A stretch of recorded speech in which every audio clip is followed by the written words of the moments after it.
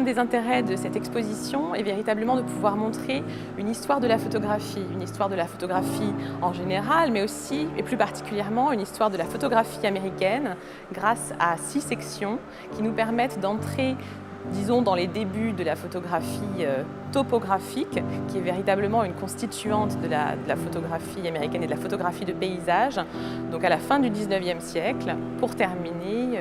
ici, donc, dans ce deuxième niveau de l'exposition, avec des œuvres beaucoup plus contemporaines. Donc il s'agit véritablement de montrer un panorama qui présente différents artistes, plus de 50 artistes au total, avec plus de 82 œuvres réunies ici.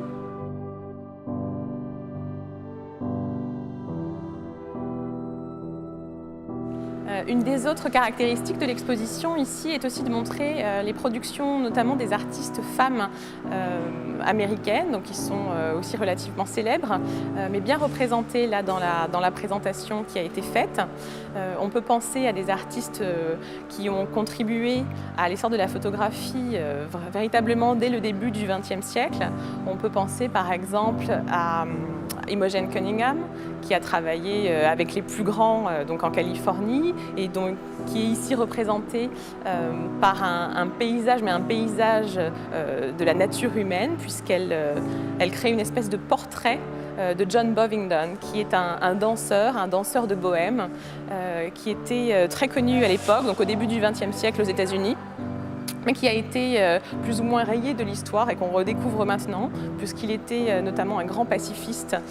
et pour ces raisons et pour son engagement politique, il a été donc mis au banc des écrits les plus récents. Imogen Cunningham a décidé de représenter ses jambes, donc en faisant un gros plan sur les jambes de ce danseur, donc qui sont véritablement la partie la plus importante de son corps, son élément de travail, ce par quoi il s'anime, mais elle a décidé de cadrer la photographie de manière très particulière pour que finalement nous ayons cette sensation d'un paysage à l'intérieur même du corps humain. Donc c'est un des aspects aussi intéressants d'ailleurs dans l'exposition, de voir comment le corps humain devient lui-même un paysage. Et c'est aussi une des manières ici de ne pas s'attarder uniquement sur le paysage le plus littéral possible, celui auquel on s'attend, avec notamment les grands noms de Weston ou Ansel Adams qui sont présents ici, mais qui ne sont pas les seuls. Donc il y a aussi des contrepoints comme ça qui viennent ponctuer les choses.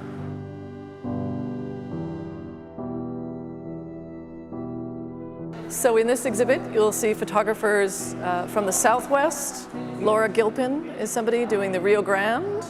And further up into the Northwest, one of our first images in the show is from the area around Seattle. On est là dans les coulisses d'une exposition. Donc les œuvres sont arrivées du LACMA au début de la semaine.